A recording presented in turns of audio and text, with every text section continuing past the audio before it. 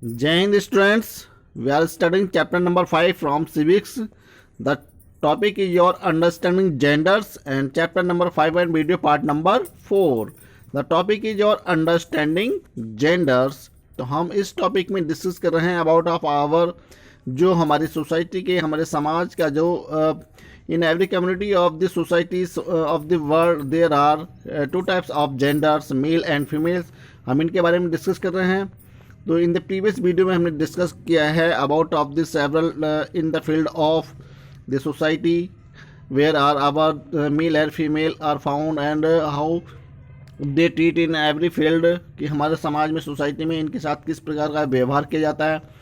हमने previous video में हमने डिस्कस किया था about of the A number of social reformer who improve the condition of our women and maintain the equality in our society.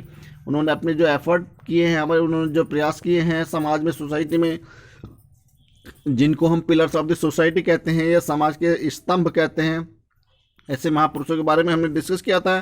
Social reformer के बारे में जैसे कि राजा राम मोहन राय के बारे में हमने डिस्कस किया था और ईश्वर चंद विद्यासागर एंड दयानंद सरस्वती, महादेव गोविंद रानाडे और इसके अलावा कुछ हमारी जो महिलाएं थी वोमेन थी जिन्होंने महिलाओं की स्थिति को दशा को सुधारने के लिए भरसक प्रयास के लिए कार्य किए. ताराबाई सिंधे एंड बेगम रोकेया सखावत हुसैन, इन्होंने महिलाओं को आगे बढ़ाने के लिए महिलाओं के लिए उत्कृष्ट उनके प्रोत्थान के लिए उनके आगे उन्नति के लिए बहुत सारे कार्य किए समाज में सोसाइटी में. तो ये सोशल रिफॉर्मर थे जिन्होंने समाज में इक्वलिटी लाने के लिए अपना कंट्रीब्यूशन दिया. उन्होंने एफर्ट किए for the welfare of the human and to maintain the equality in the society. समाज में एकता समानता बराबरी का दर्जा दिलाने के लिए महिलाओं को ये उन्होंने कठिन लड़ाइयाँ लड़ी हैं. तो इसके बारे में हमने डिस्कस किया था प्रीवियस वीडियो में about of the several social reformer, and now in this video we will discuss about of the present scenario of our society. यानी कि हमारे समाज में सोसाइटी में वर्तमान में जो परिदृश्य है महिलाओं का या महिलाओं के परिदृश्य को सुधारने के लिए हमें क्या प्रयास करने चाहिए या कौन से बेसमेंट है जिनके आधार पर हम महिलाओं की जो कंडीशन है जो डिस्क्रिमिनेशन महिलाओं के साथ होता है हम किस प्रकार से उनको सुधारा जा सकता है. तो सबसे पहला जो वेपन है हमारा जो सबसे पहला जो मेथड है हम जिससे कि हम महिलाओं को उनके राइट्स उनके जो इक्वलिटी है सोसाइटी में समाज में वो हम उनको प्रोवाइड कर सकते हैं, उनके राइट्स जो हैं वो उनको दिला सकते हैं. तो सबसे पहला जो हमारा सबसे पहली जो परिदृश्य आता है सीनरी जो आती है सबसे पहले हमारी एजुकेशन आती है. तो education is the only way which we can achieve everything, जिसके माध्यम से हम सब कुछ प्राप्त कर सकते हैं ऑफ आवर जितने भी हमारे राइट्स हैं with the help of the education. Only education is the weapon. हम इसको एक वेपन के रूप में देख सकते हैं क्योंकि हमारे शिक्षा ही एक हमारा ऐसा माध्यम है जिसके माध्यम से हम सब कुछ अपनी लाइफ में अचीव कर सकते हैं हासिल कर सकते हैं. तो वुमेन की महिलाओं की जो पावर हैं या उनके जो राइट्स हैं उनकी जो इक्वलिटी है समाज में लाने के लिए इसके लिए तो हमें महिलाओं को एजुकेट करना होगा, महिलाओं को शिक्षित करना होगा. और यही कार्य हमारे जो समाज सुधारक थे सोशल रिफॉर्मर थे उन्होंने बहुत सारे गर्ल्स चाइल्ड जो स्कूल इस्टेब्लिश किए हैं और महिलाओं को उनके राइट दिलाने के लिए उनको एजुकेट करने के लिए. क्योंकि राजा राम मोहन राय, ईश्वरचंद विद्यासागर, स्वामी दयानंद सरस्वती, विवेकानंद और सभी का ये मानना था कि यदि हमारे देश की महिलाएं नागरिक जो हमें महिलाएं अगर शिक्षित होंगी तो हमारी जो जनरेशन होंगी आने वाली वो भी शिक्षित होंगी. क्योंकि महिलाएं हमारे देश के नागरिकों को अधिक अच्छा मार्ग दिखला सकते हैं और after getting the a good education they can work in every field of the nation. हमारे देश के हर राष्ट्र के जो भी फील्ड हैं हर क्षेत्र में वो कार्य कर सकती हैं महिलाएं. यदि हमारे देश की महिलाएं एजुकेट होंगी शिक्षित होंगी तो वो आगे बढ़ेंगी तो उनके राइट्स जो हैं वो उनको मिलेंगे. वो हर जो भी गलत होता है जो भी रॉन्ग होता है समाज में सोसाइटी में उसके अगेंस्ट वो बोल पाएंगी. तो हम उनके बारे में जानते हैं. Let's start our topic the present scenario of the women, यानी कि महिलाओं के प्रति जो वर्तमान में हमारी जो परिदृश्य है. तो सबसे पहले हम किस प्रकार से महिलाओं की जो स्थिति है सुधार सकते हैं. जैसा कि आप लोग जानते हैं कि education is the major weapon for the women power, यानी कि हमारी जो महिला है सशक्तिकरण के लिए सबसे बड़ा जो पावर है, सबसे बड़ी जो वेपन है हमारी, वो एजुकेशन है। यानी कि एजुकेशन के क्षेत्र में अब आप देख सकते हैं सेपरेट स्कूल खोले गए हैं गर्ल्स के लिए, बॉयज़ के लिए। तो यानी कि जो इस शिक्षा का जो माध्यम है, इसके माध्यम से हम गर्ल्स की एजुकेशन को आगे बढ़ा सकते हैं और इससे उनके जो राइट्स हैं उनके महिलाओं के, वो प्रोवाइड कर सकते हैं। तो आप लोग सीबीएसई बोर्ड से हैं, तो सीबीएसई बोर्ड में आप लोग देख सकते हैं एट द प्रेजेंट टाइम जो है मॉडर्न हमारी जो एजुकेशन का जो वे है वो बदलता जा रहा है उसका जो, क्योंकि हाईएस्ट रैंक अब गर्ल्स अचीव, हमारी जो महिलाएं हैं, गर्ल्स हैं, बेटियां हैं, वो 12th में सीबीएसई में हाईएस्ट रैंक लाती हैं, प्राप्त कर सकती हैं और कहीं भी लड़कों से पीछे नहीं है। यानी कि equal to our boys, girls our equal to the boys, यानी कि जो बॉयज़ हैं उनके समान ही वो अंक लाती हैं और बॉयज़ से भी कहीं ज़्यादा नंबर लाती हैं। In every field they are prepare for every doings, यानी कि समाज में, सोसाइटी में, देश की सेवा के लिए जो भी कार्य करने के लिए होते हैं वो हर समय तैयार रहती हैं। तो सबसे पहला हमारा जो एजुकेशन का जो माध्यम है, इसके माध्यम से हम देख सकते हैं कि हम किस प्रकार से महिलाओं को उनके राइट्स को प्रोवाइड कर सकते हैं। तो think about of the result of the 12th class of your school that was announced last year, and for the last many years of the CBSE result of the class 10th and 12th had girls performing better than the boys in the academics। तो आप लोग हमारे school का भी जो कि 12th का और 10th क्लास के जो रिजल्ट हमारे लास्ट ईयर के जो डिक्लेयर हुए हैं उसमें आप लोग देख सकते हैं कि हमारी जो हाईएस्ट रैंक में है जो गर्ल्स हैं, तो और गर्ल्स ने सबसे ज़्यादा हाईएस्ट रैंक, हाईएस्ट नंबर ला करके ये साबित कर दिया है कि वो बॉयज़ से कहीं भी कम नहीं है। तो ये हर स्कूल में ऐसा हो रहा है क्योंकि लड़कियां अपनी शिक्षा के प्रति ज़्यादा अवेयर है और बॉयज़ की अपेक्षा कहीं ज़्यादा अवेयर हो चुकी हैं और वो अपने एजुकेशन के माध्यम से भविष्य में, फ्यूचर में कुछ ना कुछ बनना चाहती हैं। यही कारण है कि सीबीएसई में वो हाईएस्ट रैंक लाती हैं और बॉयज़ से कहीं भी किसी भी क्षेत्र में कम नहीं है।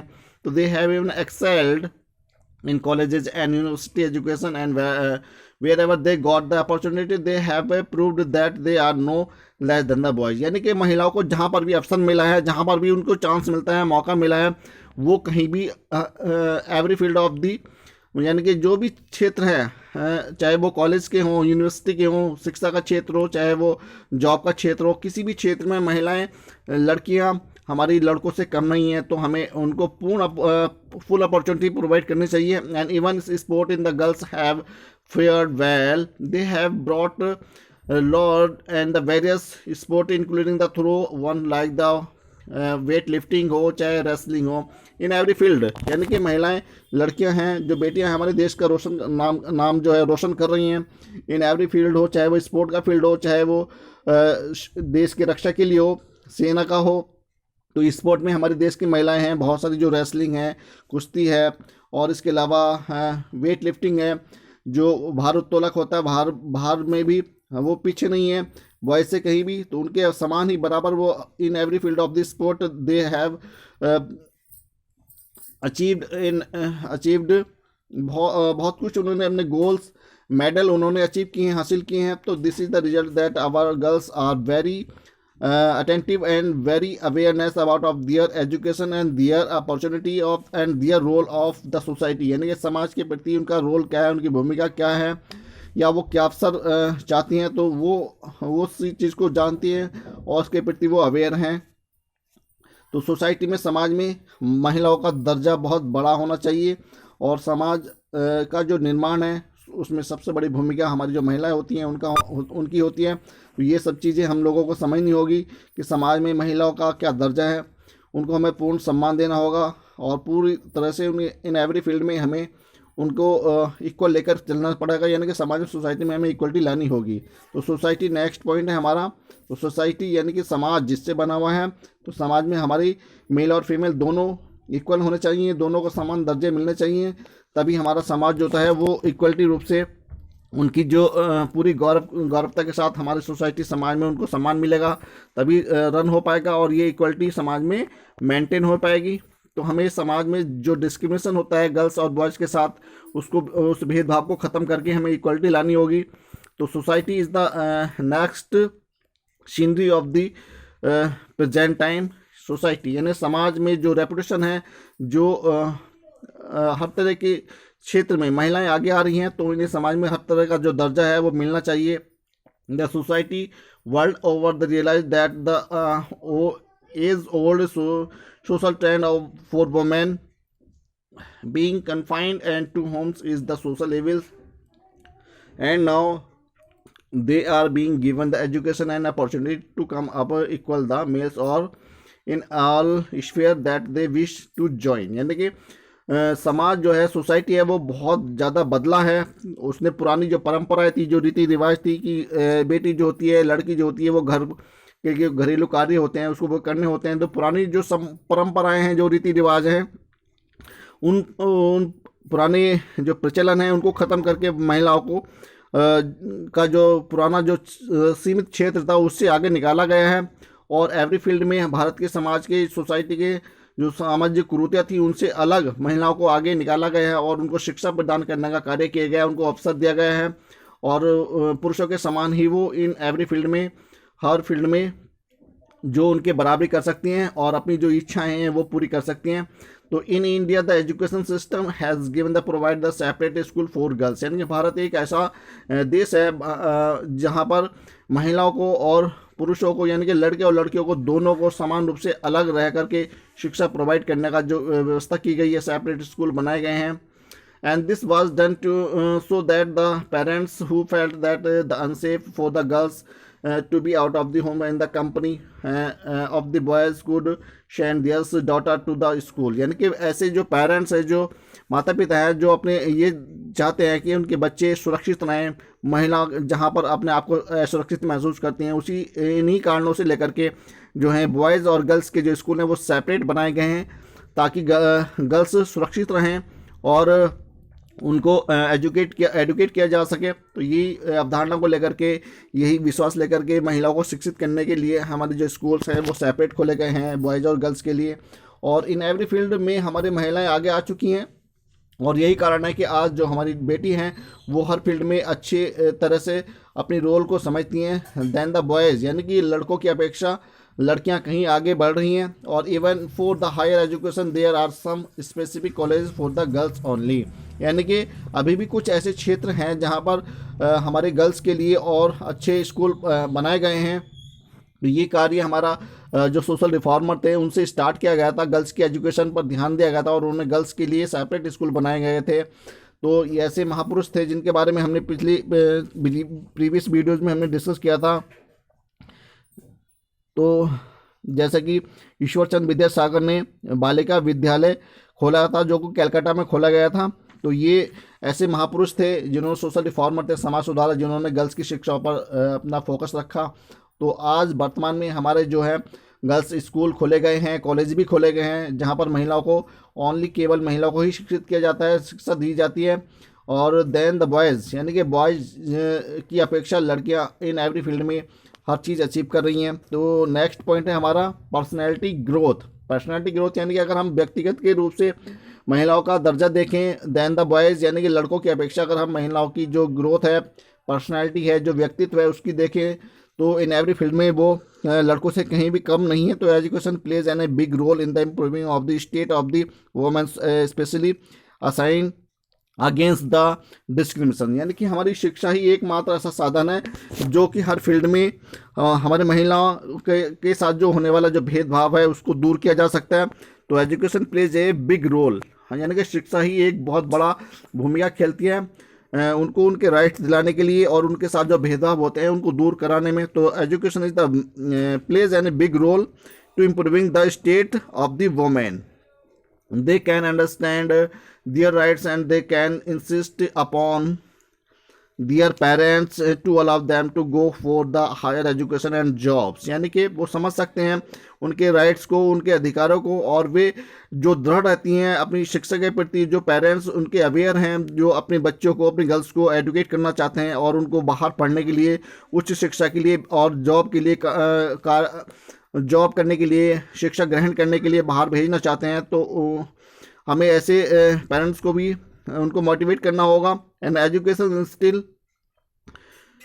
Instils capabilities to meet the challenges of the world, यानी कि शिक्षा के माध्यम से ही हम जो है महिलाओं के जो अधिकार है वो दिला सकते हैं। यानी education instils in them self confidence and belief in their own capability in to meet the challenge of the world. यानी कि शिक्षा के माध्यम से जो उनका सेल्फ कॉन्फिडेंस है, उनका आत्मविश्वास है, वो और जो उनके विश्वास है उनको भरा जा सकता है और वो संसार के हर चैलेंज को, हर चुनौती को उनका सामना कर सकती है। तो इस प्रकार से हमें एजुकेशन ही एक माध्यम है जिसके माध्यम से हम महिलाओं को उनके जो चैलेंजफुल जो कार्य है उनको पूर्ण करा सकते हैं। तो education best way to get their उनके राइट्स, उनको उनके अधिकार दिलाने के लिए शिक्षा ही एक माध्यम, सबसे बड़ा माध्यम है जिससे हम महिलाओं के उनके अधिकार, उनके जो भी इक्वलिटी है, समानता है, वो दिला सकते हैं, समाज में दर्जा दिला सकते हैं, क्योंकि हर फील्ड में महिलाएं, लड़कियां हमारी आगे हैं। तो education not only helps them to the job other world issues to it also make them more aware handling domestic chores if they wish to remain at home. यानी कि जो घरेलू रूढ़िवादी जो प्रबंधन है उससे कहीं ना कहीं वो छुटकारा पा सकती हैं, या अगर वो घरेलू कार्य नहीं करना चाहती हैं और जो सांसारिक कार्य हैं, जो बाहर जो उनकी जो लिबर्टी है, वो अपनी लिबर्टी को गेट कर सकती हैं with the help of the education. यदि वो शिक्षित होंगी, अवेयर रहेंगी, तो वो सारी चीज़ें जो लाइफ में वो अचीव करना चाहते हैं, जो इच्छा करना चाहती हैं, वो अचीव कर सकती है। तो education of girls, women education is very important. इसी के ऊपर हमारे जो राधा कृष्णन थे उन्होंने वुमेन एजुकेशन पर बहुत ज़्यादा फोकस किया, बहुत ज़्यादा जोर दिया। तो इन एवरी फील्ड में हमारी जो महिलाएं हैं अब आगे आ चुकी हैं। तो नेक्स्ट पॉइंट जो कि गवर्नमेंट पॉलिसी है, तो गवर्नमेंट पॉलिसी यानी कि जो भारतीय गवर्नमेंट की जो नीतियां हैं वो भारत की जो महिलाएं हैं उनको उनके अधिकार दिलाने के लिए, उनके राइट्स दिलाने के लिए, इन एवरी फील्ड में उनको जो है इक्वलिटी लाने के लिए समाज में गवर्नमेंट बहुत सारी पॉलिसी, बहुत सारी नीतियां बनाई हैं, तो जिसके बारे में महिलाओं को उनके राइट्स, उनकी जो पर्सनालिटी है उनको आगे बढ़ाया जा सकता है, उनके जो टैलेंट है उनको आगे लाया जा सकता है। तो you should be surprised how to scheme known as the midday meal scheme started by the government, which was primarily aimed to improving the health and attract the children to school and ensure attendance turned out to be a boon for the girl child। यही ये government की policy है कि primary, प्राथमिक स्कूलों में, विद्यालयों में जो गर्ल्स हैं उनके लिए जो एक मिड डे मील स्कीम चलाई गई है, जिसके माध्यम से बच्चों को स्कूल में आने के लिए अट्रैक्टिव किया जाता है, उनको शिक्षित करने के लिए स्कूल में और उनकी शिक्षा को सुधारने के लिए, उनके अच्छे स्वास्थ्य के लिए ध्यान रखने के लिए ये मिड डे मील स्कीम चलाई गई है, ताकि बच्चों का जो ग्रोथ है, उनकी जो मेंटलिटी है, उनका फिजिकल जो उनको विटामिन्स हैं, इसके अलावा बहुत सारी चीज़ें जो उनको प्रोवाइड कराई जाती हैं उनको स्कूल में with the help of the mid day meal and with the help of the हमारी जो आंगनबाड़ी केंद्र है, जो बच्चों की शिक्षा पर ध्यान रखने के साथ साथ उनकी हेल्थ पर भी फोकस रखा जाता है। तो ये हमारी गवर्नमेंट की पॉलिसियां हैं जिससे कि बच्चों का जो उनकी जो ग्रोथ है, उनके जो हेल्थ है, उन पर ध्यान रखा जा सके, उनकी फिटनेस पर और उनकी एजुकेशन पर, दोनों पर ही ध्यान रखा जाता है। तो ये हमारी गवर्नमेंट की पॉलिसियां हैं जिससे कि गर्ल्स को एजुकेट किया जा सके। तो ये गर्ल्स के लिए हमारे एक तरह से बोन है, वरदान है ये पॉलिसियाँ गवर्नमेंट की, जो कि महिलाओं के लिए एजुकेशन करने के लिए, उनको एजुकेट करने के लिए हमारी गवर्नमेंट ये एफर्ट कर रही है, प्रयास कर रही है। And those parents who could not afford to give it proper meal for their children started the sending them to go school for that the least they could get a free meal, and gradually the girls who went to the school started learning and seeing things from the new perspective and have chosen the continue education a higher level। यानी कि ऐसे parents हैं हमारे समाज में, देश में, जो अपने बच्चों को शिक्षित नहीं कर पा रहे हैं या उनको पूर्ण रूप से भोजन नहीं करा पाते हैं, यानी उनकी आमदनी, आय बहुत कम है। तो ऐसे बच्चों को आगे लाने के लिए, ऐसे पेरेंट्स के बच्चों को शिक्षित करने के लिए, ऐसे देश के समाज के बच्चों को शिक्षित करने के लिए देश की गवर्नमेंट है जो इतनी पॉलिसी लॉन्च करती है जिससे बच्चों को शिक्षित किया जा सके, उनको प्रॉपर मील मिल सके, उनको प्रॉपर भोजन मिल सके, बच्चों का पालन पोषण हो सके, और जो बच्चा पढ़ना चाहता है उनको एजुकेशन के लिए जो हमारी गवर्नमेंट है उनको स्कॉलरशिप की सुविधा भी प्रोवाइड करती है। तो धीरे धीरे यानी gradually the girls who went to school started learning and seeing things हैं, और जो लड़कियां पढ़ना चाहती हैं वो धीरे धीरे जा कर के स्कूल में वो सब चीज़ें हासिल कर सकती हैं, पढ़ सकती हैं, और अच्छे स्वास्थ्य पर भी हमारी गवर्नमेंट उनके ध्यान देती है। तो ये समाज में, सोसाइटी में उनको उच्च लेवल पर, उच्च स्तर पर लाने के लिए हमारा ये गवर्नमेंट है जो इस तरह की जो स्कीम है महिलाओं के लिए, अधिकारों के लिए, उनको आगे लाने के लिए ये कार्यक्रम हमारी गवर्नमेंट कर रही है। एंड नेक्स्ट जो कॉन्स्टिट्यूशनल राइट यानी कि संवैधानिक अधिकार। अब हमारे संवैधानिक अधिकार क्या हैं? संवैधानिक अधिकार हमारे जो महिलाओं को मिलने वाले अधिकार होते हैं, न केवल महिलाओं को बल्कि हमारे सिटीजन ऑफ द इंडिया यानी कि भारत के हर नागरिक के जो अधिकार हैं, संवैधानिक अधिकार हैं, वो उनको समझ सके, यानी शिक्षा के माध्यम से हम उनको समझ सकते हैं। हमारे हर सिटीजन के लिए हमारा जो एक संविधान बनाया गया, हर सिटीजन के लिए equal in the eyes of the law order, हमारे जो every citizen of India are equal, यानी कि हमारे संविधान की दृष्टि में हर देश का नागरिक, हर व्यक्ति, चाहे वो महिला हो पुरुष हो, सभी समान होंगे इन द आइज ऑफ लॉ, यानी कि कानून की दृष्टि में हर व्यक्ति देश का बराबर होगा, समान होगा, और उनको समान अधिकार मिलेंगे, उनका पूर्ण रेस्पेक्ट होगा, इक्वल राइट मिलेंगे। तो the Indian constitution has given them equal rights in all sphere of the social being. There are the many laws enacted by the Indian Parliament given them equality opportunity and status, यानी कि महिलाओं को उनको समाज में equal बराबर दर्जा दिलाने के लिए हमारा जो गवर्नमेंट है, सेंट्रल गवर्नमेंट है, उन्होंने एक हमारा जो पार्लियामेंट है, जो संविधान बनाया गया है, जिसके तहत हमारे देश के हर नागरिक को, हर महिला को बराबर समान दर्जा मिलेगा और उनको समान अवसर मिलेंगे। तो it is a crime to commit any society atrocity on women in India, यानी कि यदि किसी महिला के साथ कोई अत्याचार होता है तो ये एक कानूनी अपराध होगा, और उसके अगेंस्ट हमारी गवर्नमेंट उसके कानूनी दंड दिया जाएगा। उसके खिलाफ एक एक्ट बनाया गया है जो महिला के साथ अत्याचार नहीं किया जा सकता, शोषण नहीं किया जा सकता। तो ये हमारा कॉन्स्टिट्यूशनल राइट है जो महिलाओं को हमारे ये अधिकार प्रोवाइड करता है। तो इन सब अधिकारों को, इन सब राइट्स को हमारी महिलाओं को एजुकेट हो, महिलाएं हैं जो वो समझ सकती हैं, और उससे वो अपने राइट्स के आधार पर समाज से, देश से, ऐसे लोगों से जो उनके साथ अत्याचार करते हैं, वो उनके साथ फाइट कर सकती हैं, लड़ सकती हैं। तो the government has instituted various policies which have improve the job opportunity for the women.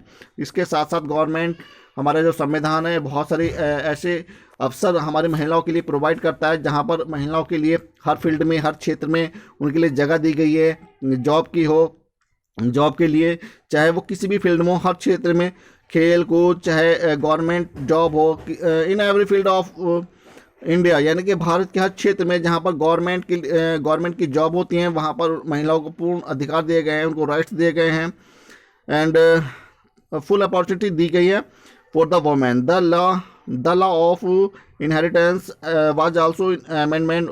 Women were given equal right in the inheritance of property. They are given the reservations so that they can earn their livings and with the dignity and even support their families. यानी कि महिलाओं को हमारा संविधान है जो ऐसे right provide करता है, प्रदान करता है, जहाँ पर महिलाओं के जो पिता की जो संपत्ति है, उस संपत्ति में बराबर दर्जा मिलेगा, यानी कि जो दर्जा बेटे का होगा वही दर्जा बेटी का भी होगा, यानी कि इस पिता की संपत्ति में बेटा और बेटी दोनों का ही बराबर अधिकार होगा, दोनों की बराबर संपत्ति में उनका अधिकार होगा। तो इस प्रकार के लॉ बनाए गए हैं हमारे संविधान के द्वारा। और इसके अलावा महिलाओं के लिए जो सीट हैं वो आरक्षित की गई हैं, उनके लिए रिजर्वेशन किया गया है। तो उसके आधार पर महिलाएं अपने समाज में, देश में जो है किसी भी फील्ड में वो कार्य कर सकती हैं और अपनी फैमिली के लिए एक तरह से सपोर्ट कर सकती हैं, और अभी अपने समाज में रह कर के अपनी लाइफ को सर्वाइव कर सकती हैं। तो वे किसी पे डिपेंड नहीं रह सकती। तो इस प्रकार से क्या होगा, वो सेल्फ डिपेंडेंट होंगी और अपने देश में, समाज में महिलाओं को एक उच्च दर्जा मिल पाएगा। तो women have excelled in nearly all field where they have ventured. They have been president, prime ministers, business leaders, astronauts, scientist, doctors, engineers, lawyer, police, administrative service and now even the arm forces. यानी कि हमारी महिलाओं के लिए ये एक बहुत बड़ा सुनहरा अवसर है जो हमारा संविधान महिलाओं के लिए एक साहसिक कार्य प्रोवाइड करता है। यानी कि हर फील्ड में, चाहे वो इंजीनियरिंग का हो, साइंटिस्ट का हो, वैज्ञानिक का हो, चाहे वो प्रेसिडेंट से लेकर के हमारे एक पियोन तक, यानी कि हर फील्ड में, यहाँ तक कि हमारी महिलाएं एडमिनिस्ट्रेशन सिस्टम भी रन कर रही है। आप लोग देख सकते हैं कि हमारी जो राज्यसभाएं हैं, हमारे जो लोकसभा हैं, उन सब में हमारी महिलाओं को भी उसमें भी हमारी महिलाएं भी सांसद हैं। यहाँ तक कि हमारी देश की महिला भी राष्ट्रपति रह चुकी है, प्रतिभा देवी पाटिल, और इसके अलावा फर्स्ट लोकसभा स्पीकर भी रह चुकी हैं मीरा कुमार। तो ये महिलाओं के राइट्स बता सकते हैं, अब हमारा संविधान बता सकता है कि ये सब चीज़ें जो है हमारे केवल संभव हो पाया है with the help of the हमारा जो कॉन्स्टिट्यूशन है, संविधान जो प्रोवाइड करता है महिलाओं को हर फील्ड में, इंजीनियर हो, चाहे साइंटिस्ट हो, वैज्ञानिक हो, हर क्षेत्र में हमें महिलाओं को राइट प्रोवाइड करता है। तो they have excelled in literary work, they have excelled the literary work, social work, and in the field of art and culture at least and less. Here are the names of the few women who have held job and position which were earlier through in the men's domains। यानी कि ऐसी महिलाएं हुई हैं जहां पर उन्हें हर field में महिलाओं ने अपना जो नाम है वो रोशन किया है। जैसे Shrimati Devi Pratibha Patil president of India, Bharat की प्रथम राष्ट्रपति बन चुकी हैं। श्रीमती इंदिरा गांधी भारत की prime minister of India, and Mrs Kiran Bedi जो कि और आईएएस रह चुके हैं। मिसेस कल्पना चावला जो कि स्पेस में गई थी हमारी महिला, and Ms PV Sindhu, and Ms Shrimati Shan Mirza, Ms Arundhati Roy, and so on. और बहुत सारी ऐसी महिलाएं हैं इन एवरी फील्ड में हमारी महिलाओं ने जो अचीवमेंट, जो गोल उन्होंने हासिल किए हैं, जो मेडल देश के लिए दिलाए हैं।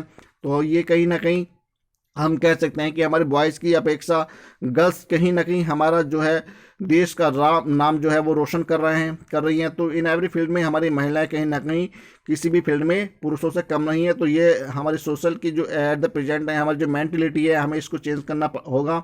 हमारा समाज जो देश है तभी आगे बढ़ सकेगा। हमें समाज में, सोसाइटी में जो महिलाओं के द्वारा जो कार्य किए जा रहे हैं उनको सराहना होगा। तो इस प्रकार से क्या हो सकता है, हम समाज में इक्वलिटी लाएंगे और जो इक्वल जो वर्क हैं, जो इक्वल उनको पे होना है वो उनको दिया जाएगा। और इस प्रकार से समाज में, सोसाइटी में हम जो है एक इक्वलिटी मेंटेन कर सकते हैं, तभी हमारा समाज, सोसाइटी इक्वल होकर के रन हो सकेगा। तो it is very important for the nation, for the then the country will progress also. यानी कि हमारा देश भी आगे बढ़ेगा। यदि देश की महिलाएं आगे बढ़ेंगी तो हर फील्ड में, हर क्षेत्र में हमें टैलेंट की, हमें तकनीकी के आधार पर हमें ऐसे वैज्ञानिकों की हमें आवश्यकता नहीं पड़ेगी, क्योंकि हमारी महिलाएं भी बराबरी का दर्जा लेंगी। तो इससे क्या होगा, समाज में, सोसाइटी में हमारा जो इक्वलिटी होगी और देश कहीं आगे बढ़ेगा। तो students, in the next video हम डिस्कस करेंगे about of the economic independence and growth of the women, यानी कि महिलाओं की ग्रोथ के बारे में डिस्कस करेंगे और हमारी जो आर्थिक स्वतंत्रता है और वुमेन की जो ग्रोथ है उसके बारे में डिस्कस करेंगे। And value of the domestic work, महिलाओं की जो डोमेस्टिक वर्क है उनकी क्या वैल्यू है, यानी कि घरेलू जो कार्य है महिलाओं की, उनकी भी हमें जो इकोनॉमिक ग्रोथ होती है उसमें हमें ऐड करना होता है। तो इसके बारे में हम डिस्कस करेंगे इन द नेक्स्ट वीडियो में। तो thank you and have a nice day.